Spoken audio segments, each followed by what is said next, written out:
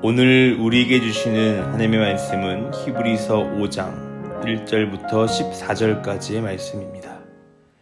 대제사장마다 사람 가운데서 택한 자이므로 하나님께 속한 일에 사람을 위하여 예물과 속지 않은 제사를 드리게 하나니, 그가 무식하고 미혹된 자를 능히 용납할 수 있는 것은 자기도 연약에 휩싸여 있음이라. 그러므로 백성을 위하여 속죄제를 드림과 같이 또한 자신을 위하여도 드리는 것이 마땅하니라. 이 존귀는 아무도 스스로 취하지 못하고 오직 아론과 같이 하나님의 부르심을 받은 자라야 할 것이니라.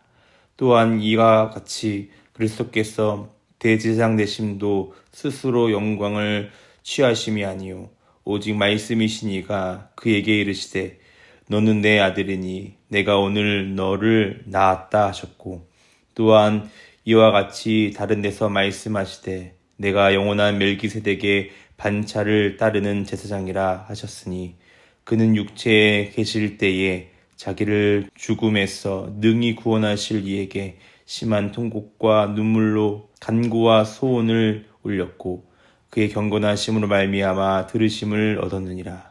그가 들으시면서도 순종함을 배워서 온전하게 되셨고 자기에게 순종하는 모든 자에게 영원한 구원의 근원이 되시고 하나님께 멜기세덱의 반차를 따른 대제사장이라 칭하심을 받았느니라.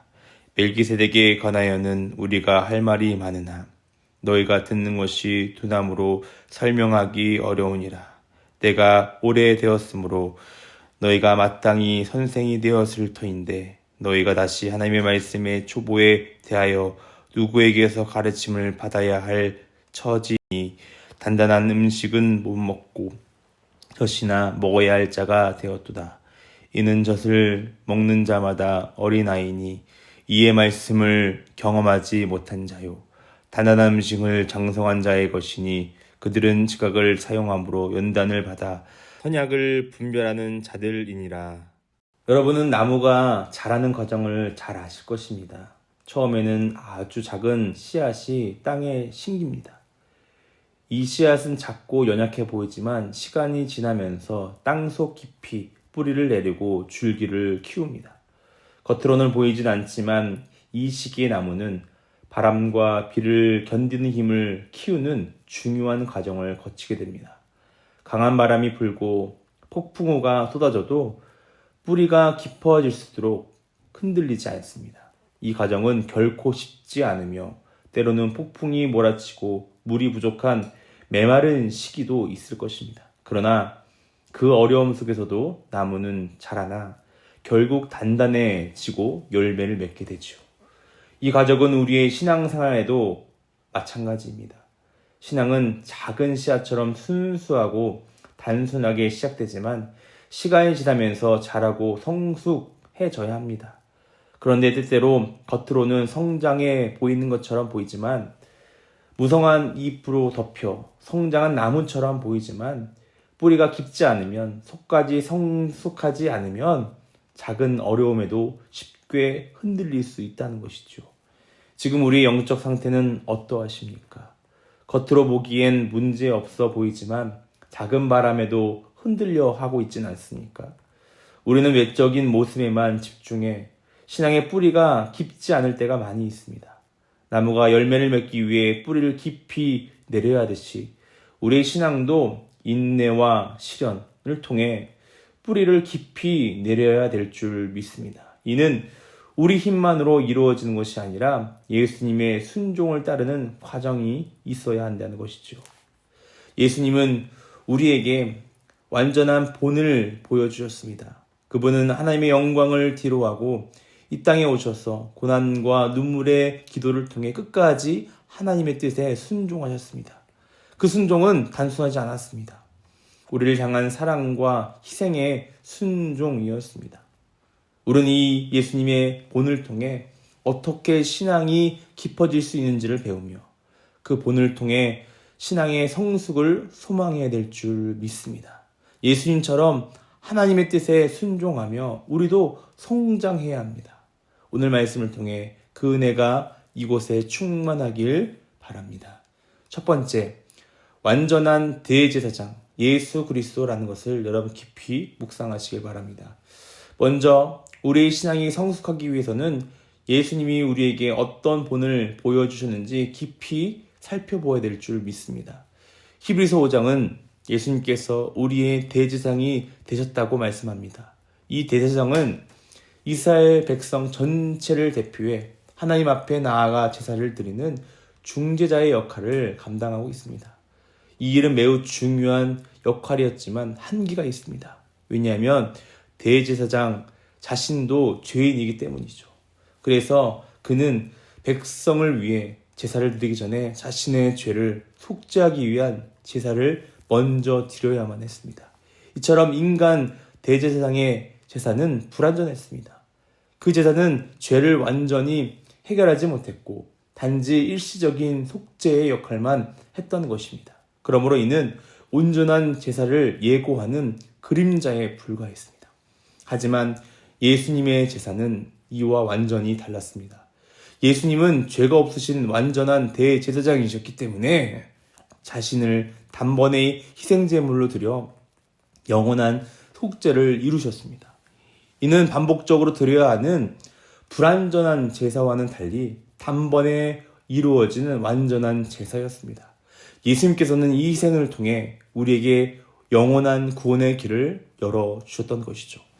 하나님께서 주신 이 완전한 구원은 더 이상 반복될 필요가 없으며 그분의 제사를 통해 우리는 영원히 속죄받고 구원의 은혜를 얻게 되었습니다.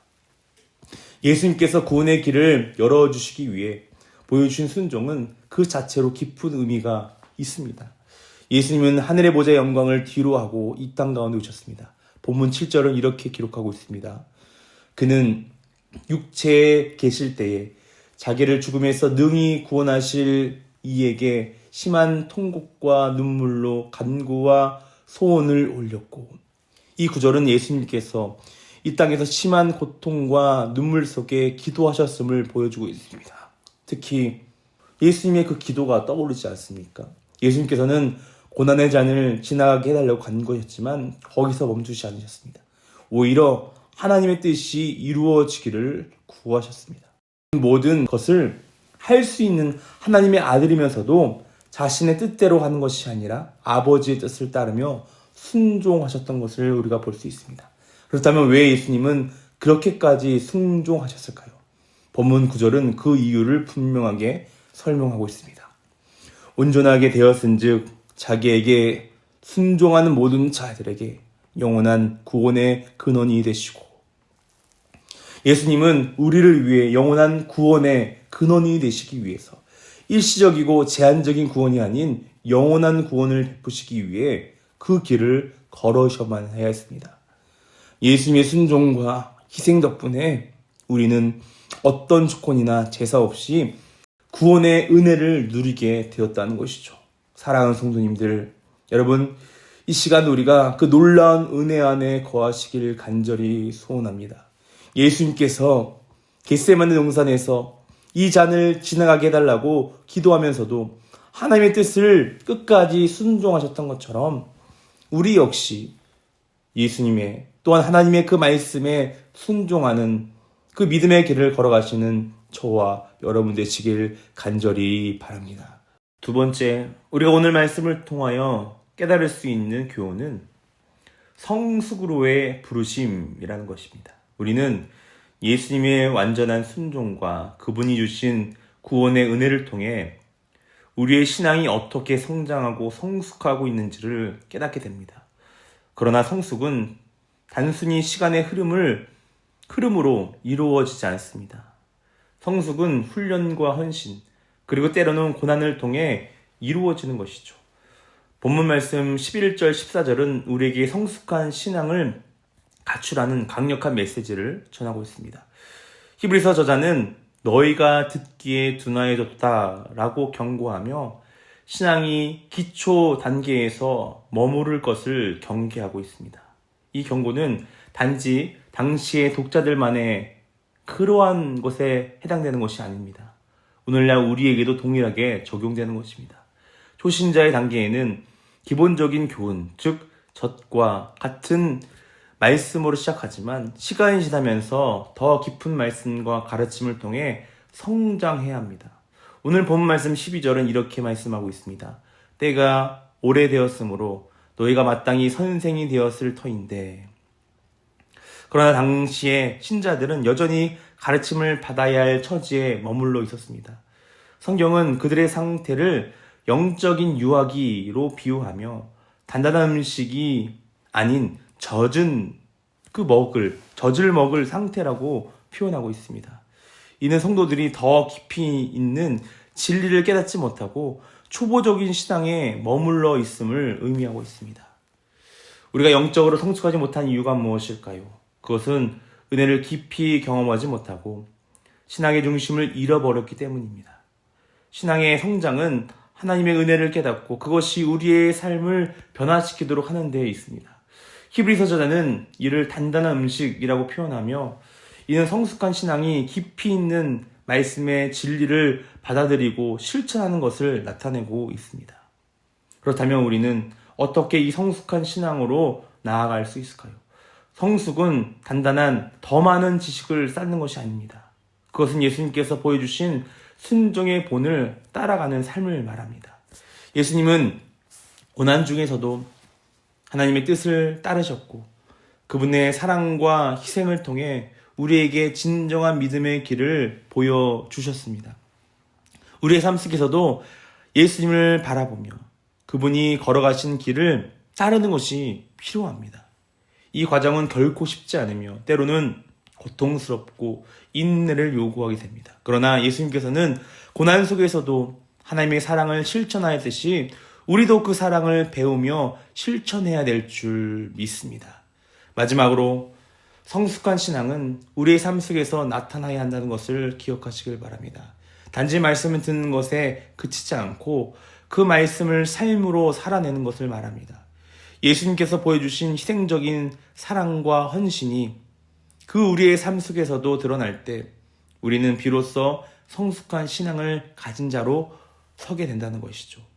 히브리서 저자는 단순한 지식이 아닌 그 지식을 실천하는 성숙을 말하고 있습니다. 사랑하는 성도님들, 우리 모두가 이 성숙의 길로 나아가시길 간절히 소망합니다. 어린아이와 같은 미성숙한 신앙에 머물지 않고 예수님께서 보여주신 순종과 이 희생을 본받아 성장하시는 저와 여러분 되시길 간절히 바랍니다. 주님의 사랑이 우리의 마음을 가득 채워 그 사랑으로 살아가는 성숙한 성도가 되시길 주님의 이름으로 축복합니다.